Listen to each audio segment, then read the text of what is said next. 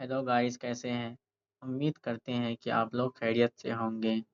आज मेरा यूट्यूब में पहला दिन है और पहला वीडियो है, तो आप लोग मेरे चैनल को सब्सक्राइब और लाइक शेयर कमेंट ज़रूर कीजिएगा। तो आज हम प्रकाश के परावर्तन तथा अपवर्तन के महत्वपूर्ण ऑब्जेक्टिव क्वेश्चंस पढ़ने वाले हैं।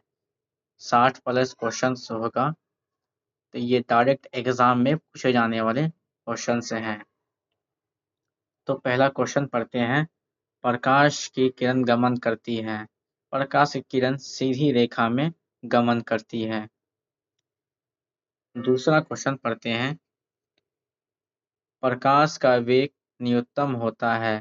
प्रकाश का वेग न्यूनतम कांच में होता है। Option number D. तीसरा क्वेश्चन पे चलते हैं।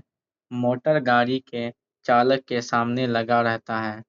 मोटर गाड़ी के चालक के सामने उत्तल दर्पण लगा रहता है। उत्तल दर्पण, ऑप्शन नंबर बी। चौथा क्वेश्चन पे चलते हैं।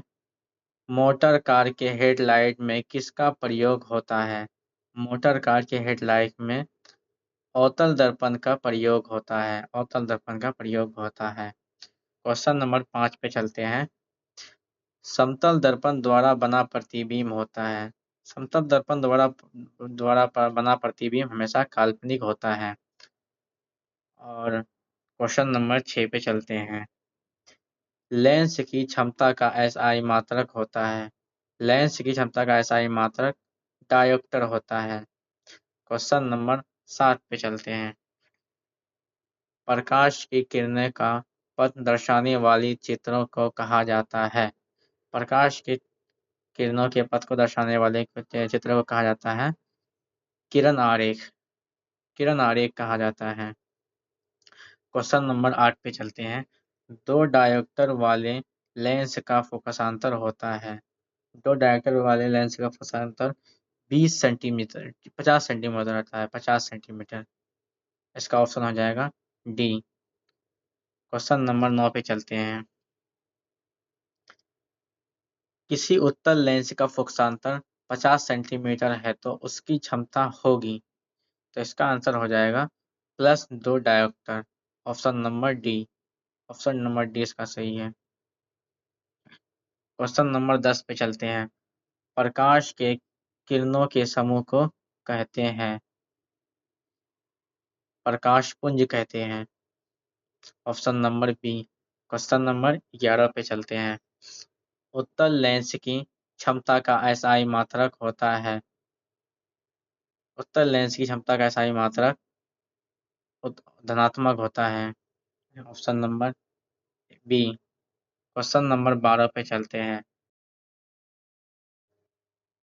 अवतल लेंस की क्षमता होती है। अवतल लेंस की ऋणात्मक होती है और उत्तल की धनात्मक होती है।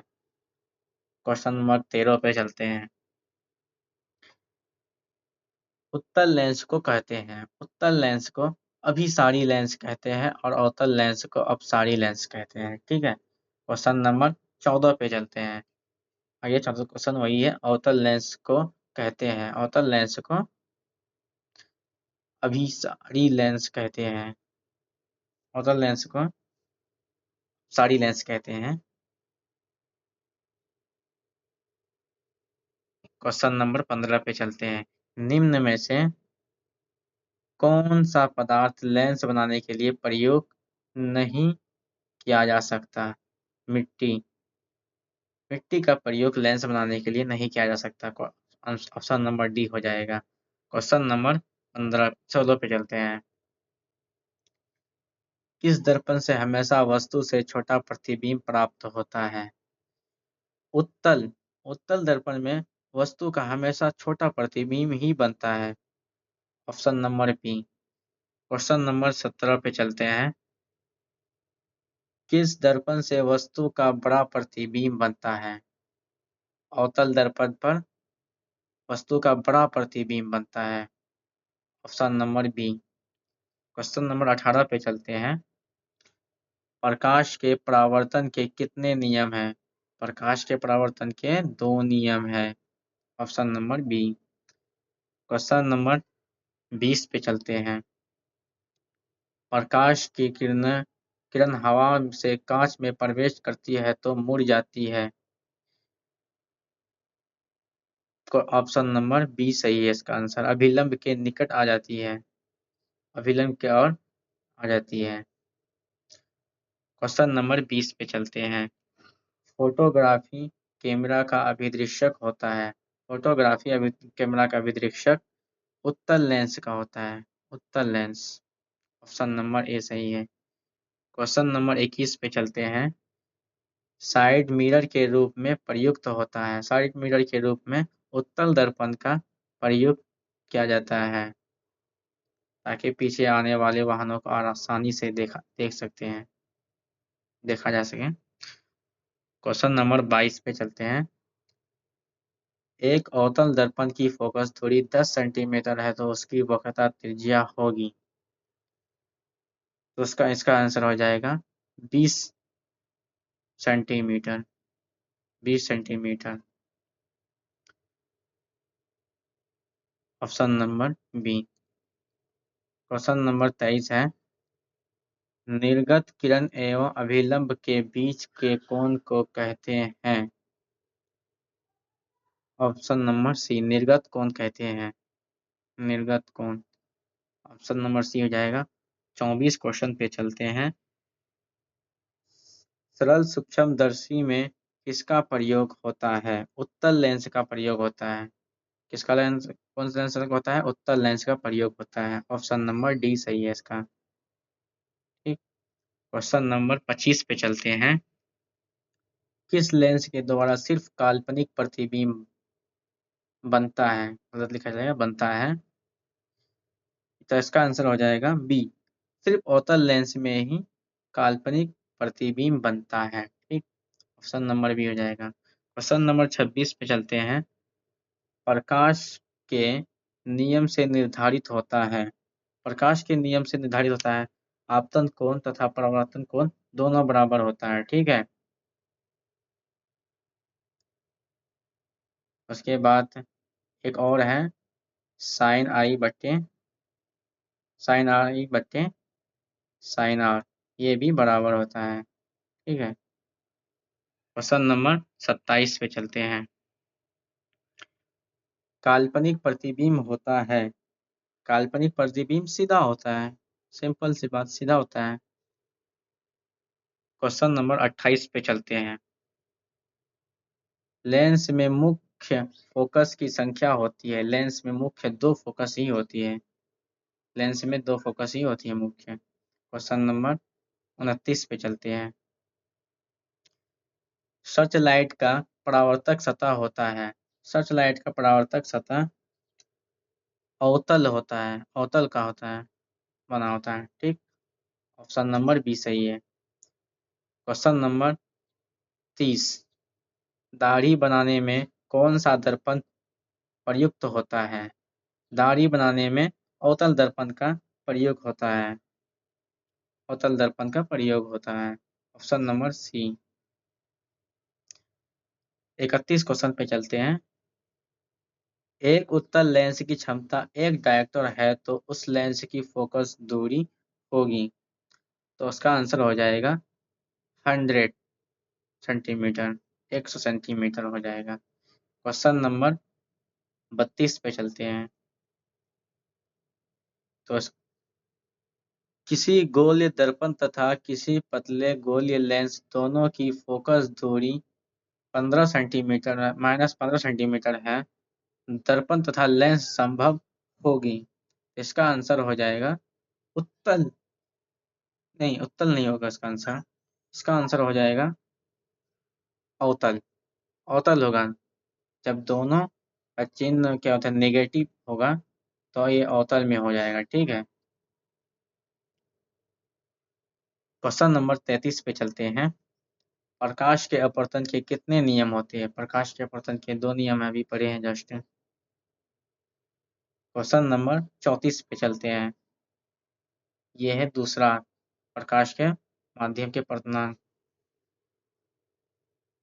और किसी माध्यम में अपवर्तनांक का मान होता है, किसी माध्यम में प्रकाश का अपूर्णांक का मान होता है साइन आई बट्टे साइन आर, साइन आई बट्टे साइन आर। तो इसका आंसर ए सही हो जाएगा। क्वेश्चन नंबर 35 पे चलते हैं। एक उत्तल लेंस होता है, एक उत्तल लेंस होता है, इसका आंसर हो जाएगा किनारों की अपेक्षा बीच में मोटा, किनारों की अपेक्षा बीच में मोटा होता है, किनारों की अपेक्षा बीच में मोटा होता है। ऑप्शन नंबर सी हो जाएगा इसका सही। क्वेश्चन नंबर 36 पे चलते हैं। अवतल लेंस का आवर्धन बराबर होता है, तो इसका आंसर वी डी हो जाएगा, वी बट्टे यू, वी बट्टे यू हो जाएगा। दर्पण पूछता तो यहाँ में माइनस हो जाता है, ठीक है, बी बट्टे में यू में माइनस हो जाता है। क्वेश्चन नंबर 37 पे चलते हैं। गोल दर्पण में फोकसांतर एवं वक्रता त्रिज्या के बीच संबंध होता है, तो गोल दर्पण के समांतर और वक्रता के बीच में संबंध होता है, तो इसका आंसर है ए, आर बराबर 2f, आर बराबर 2f संबंध होता है, इसका आंसर सही है ये। क्वेश्चन नंबर 38 पे चलते हैं। सोलर कुकर में प्रयोग किया जाता है, सोलर कुकर में अवतल दर्पण का प्रयोग किया जाता है, अवतल दर्पण। ऑप्शन नंबर ए सही है, आंसर नंबर ए सही है। क्वेश्चन नंबर 39 पे चलते हैं। उत्तल लेंस में बना प्रतिबिंब होता है, उत्तल लेंस में बना प्रतिबिंब वास्तविक और उल्टा होता है, क्या होता है, वास्तविक और उल्टा होता है। ऑप्शन नंबर बी हो जाएगा सही, ठीक। क्वेश्चन नंबर 40 पे चलते हैं। उत्तल लेंस में, उत्तल लेंस में जब बीम और बीम एफ और 2f के बीच रखा जाता है तब बना प्रतिबिंब होता है, तो इसका आंसर हो जाएगा ए, बड़ा और वास्तविक। आंसर नंबर ए सही है। क्वेश्चन नंबर 41 पे चलते हैं। दो वक्रीय पृष्ठ से घिरे ठोस मध्य को कहते हैं। 41 नंबर क्वेश्चन का आंसर है सी, गोलीय लेंस, गोलीय लेंस होता है इसका आंसर। ऑप्शन नंबर सी सही है। क्वेश्चन नंबर 42 पे चलते हैं। वो गोलीय दर्पण जो बाहर की तरफ वक्रित हो कहलाता है, मतलब बाहर की ओर रंगा हुआ हो उसे कहते हैं उत्तल दर्पण। जो बाहर की ओर वक्रित हो यानी रंगा हुआ हो उसे उत्तल कहते हैं, जो अंदर की ओर रंगा हुआ हो उसे अवतल कहते हैं, ठीक। क्वेश्चन नंबर 43 पे चलते हैं। गोलीय दर्पण के परावर्तक पृष्ठ के केंद्र को दर्पण का कहा जाता है। ऑप्शन नंबर बी, ध्रुव। गोलीय दर्पण है कोई भी, ये जैसे गोलीय दर्पण है, इसके जो बीच का सेंटर जो होता है उसी को ही ध्रुव कहते हैं। क्वेश्चन नंबर 44 पे चलते हैं। किसी लेंस द्वारा उत्पन्न आवर्धन का ऐसा ही मात्रक होता है। आंसर नंबर डी, क्योंकि आवर्धन का कोई भी मात्रक नहीं होता है, ये मात्रक विहीन होता है। Question number 45। लेंस, लेंस के केंद्र बिंदु को कहते हैं, लेंस के केंद्र बिंदु को प्रकाशित केंद्र कहते हैं, क्या कहते हैं, प्रकाशित केंद्र कहते हैं। ऑप्शन नंबर बी सही है, ऑप्शन नंबर बी सही है, ठीक। क्वेश्चन नंबर 46 पे चलते हैं। किसी शब्दकोश में पाए गए छोटे अक्षरों को पढ़ते समय आप निम्न में से कौन सा लेंस पसंद करेंगे। तो 46 का आंसर है question number D, 5 centimetre focus दूरी का उत्तल लेंस। क्वेश्चन नंबर 47 पे चलते हैं। इनमें से कौन दर्पण का सूत्र है, दर्पण का सूत्र महत्वपूर्ण है, ये सिद्ध करने के लिए भी आता है, ठीक है, एग्जाम में। इसे अच्छे तरह से प्रूव करने सीख जाइए। तो उसका 47 का आंसर है ए। 1/v प्लस 1/u बराबर 1/f। A is right answer. ठीक, आगे चलते हैं क्वेश्चन नंबर 48 पे। गोल दर्पण का वक्रता केंद्र को किस अक्ष से निरूपित किया जाता है? गोल दर्पण का वक्रता केंद्र को किस अक्ष से निरूपित किया जाता है? इसका आंसर है सी, वो बिंदु से किया जाता है। ठीक है, और क्वेश्चन नंबर 49 पे चलते हैं। निर्वात में प्रकाश की चाल, यहाँ पे गलत लिखा गया है, प्रकाश की चाल। ठीक है, निर्वात में प्रकाश की चाल कितनी होती है? Answer number A, answer A 3 × 10⁸ metre पर सेकेंड। ठीक, इसका आंसर ए सही हो जाएगा। क्वेश्चन नंबर 50 पे चलते हैं। दंत विशेषज्ञ मरीजों के दांतों का बड़ा प्रतिबिंब देखने के लिए किस दर्पण का प्रयोग करते हैं? मरीजों के दांतों को देखने के लिए कौन सा दर्पण का उपयोग किया जाता है? सिंपल सी बात है, अवतल दर्पण का उपयोग किया जाता है। इसका आंसर ए सही है। ठीक, क्वेश्चन नंबर 51 पे चलते हैं। पतले लेंस की आवर्धन क्षमता होती है, कम होती है। पतला है तो कम ही होगा। क्वेश्चन नंबर 52 पे चलते हैं।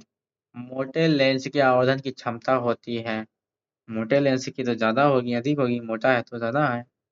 ठीक, अधिक होगी। क्वेश्चन नंबर 53 पे चलते हैं। अवतल दर्पण के ध्रुव और मुख्य फोकस के बीच रखे बीम का प्रतिबिंब की वक्रता प्रकृति होती है, क्या होती है?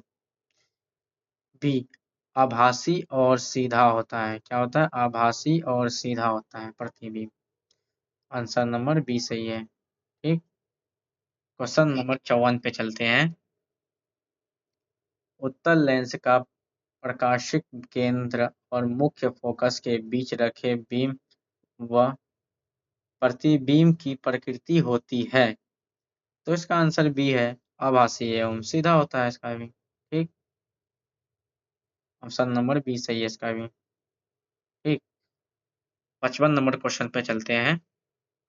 अवतल दर्पण के मुख्य फोकस पर रखे बीम का प्रतिबिंब की स्थिति होती है। आंसर नंबर सी, अनंत होती है। क्या होती है? अनंत होती है। क्वेश्चन नंबर 56 पे चलते हैं। उत्तल लेंस के मुख्य फोकस पर रखे प्रतिबिंब की स्थिति होती है। आंसर नंबर सी होगा, क्योंकि अनंत होगा, अनंत होगा इसका आंसर। ठीक, option number C. Question number 57 पे चलते हैं। अवतल लेंस के मुख्य फोकस पर रखे बीम का प्रतिबिंब की स्थिति होती है। प्रकाश फोकस एवं वक्रता केंद्र के बीच, या प्रकाशिक केंद्र और फोकस के बीच, या ध्रुव एवं वक्रता केंद्र के बीच, इनमें से कोई नहीं। इसका ऑप्शन हो जाएगा बी, प्रकाशिक केंद्र और फोकस के बीच। ठीक है, इसका आंसर बी सही है। तो आगे चलते हैं 58 क्वेश्चन पे।